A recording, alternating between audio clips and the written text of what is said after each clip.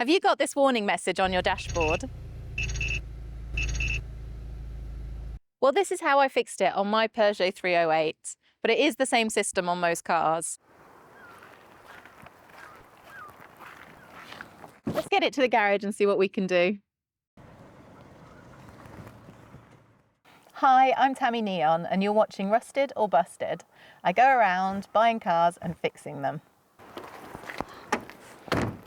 I quit my job as an accountant and had to hand back my lease car, and I found this car for £400 at the side of the road.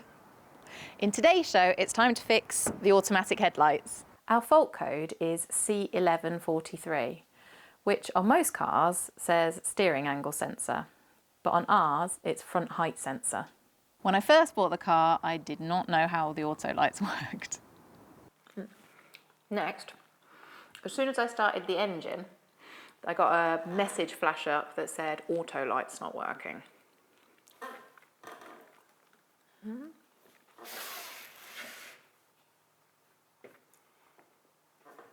Okay, so there are 3 sensors on the lights, one at the front, one at the rear, and one in the windscreen.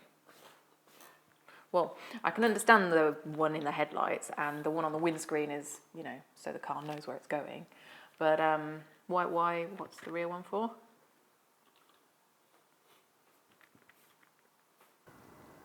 This is how I found and fixed the fault, and it's also why the fault occurred on my car.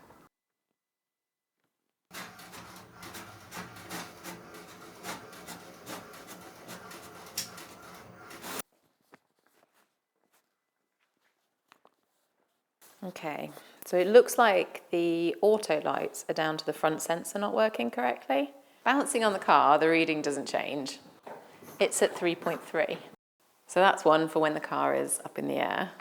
If you're enjoying my automotive adventures, please click like and subscribe and leave a comment and I'll get back to you. Okay, I've got a little diagram.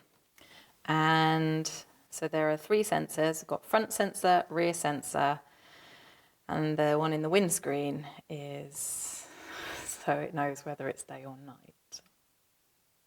The first thing I noticed was that this wire here has been rubbing on the drive shaft, and it's worn through the casing and the wire's just here.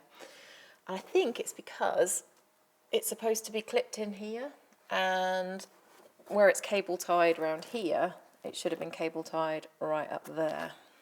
The thing I need to do is get all of the wire out so I can check it and repair it. Come on, Tammy. Time to get busy. Snip that cable tie. Pop of that plug with a swift tap. And drag out the damaged wiring loom. Once you have it out in free air, you'll be able to see the damaged wires much easier. I'm going to take off this outer cover and then see if I need to cut and splice some new wires in. The loom has an outer protective covering. This sheath is made with a full-length split so that it soon strips away from our wires.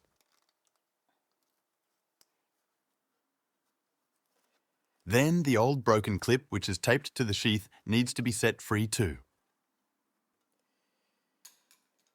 Before finally exposing the 3 wires, one wire has fallen apart completely. How are the other 2 looking, Tammy? I was going to do a pull test, but that wire has snapped straight away. So let's do the other 2. A pull test is simply pulling the wires. Tammy is using a screwdriver blade to help her. These 2 seem fine. When you pull the wire, it stretches internally. What the pull test tells me is that the copper wire is good. If the copper wire was broken, the plastic outer would stretch and snap. With just one wire to fix, it shouldn't take me very long.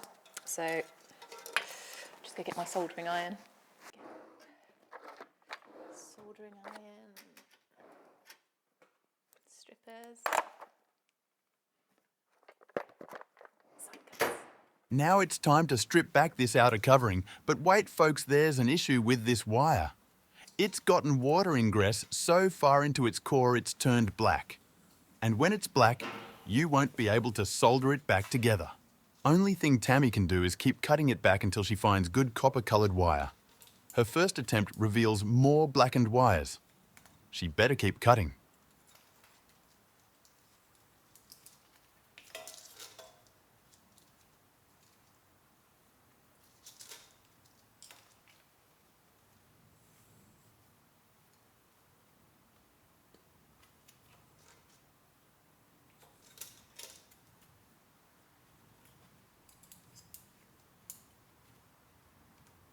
No point stopping there. You might as well go all the way back to the plug.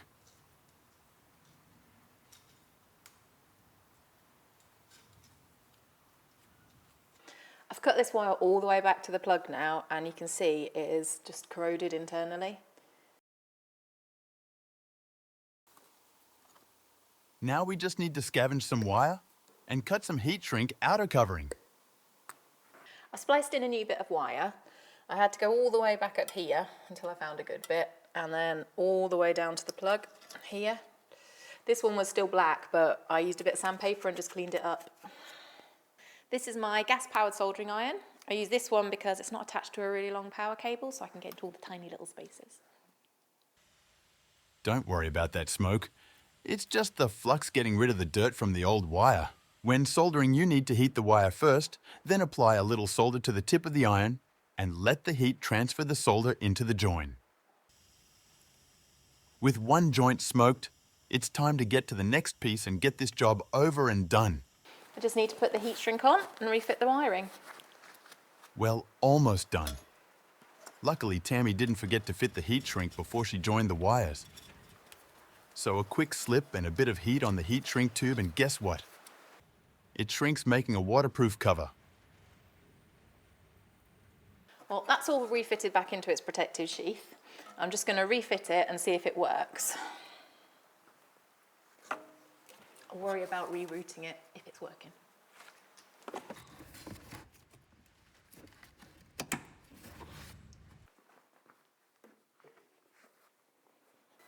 Ooh. The voltage is changing, so looks like the sensor's fine. Except its little arm's broken. Looking at the fault code, it says it's intermittent, so I can just clear that and it'll be gone.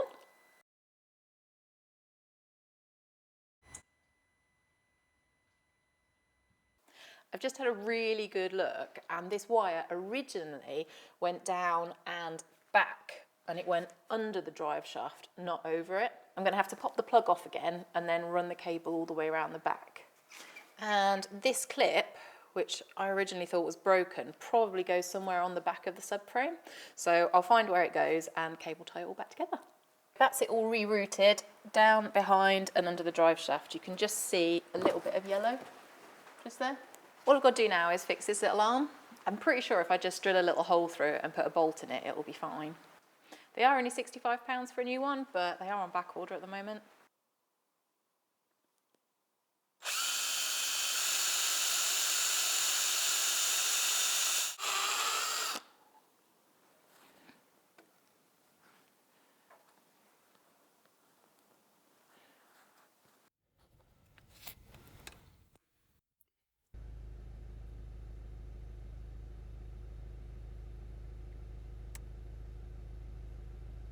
With the headlights all fixed, the next thing on my list is the EGR fault. The car has a really bad smell inside, and there's a lot of oil all the way down here. If you want to know how I fix this, you'll have to tune into my next show.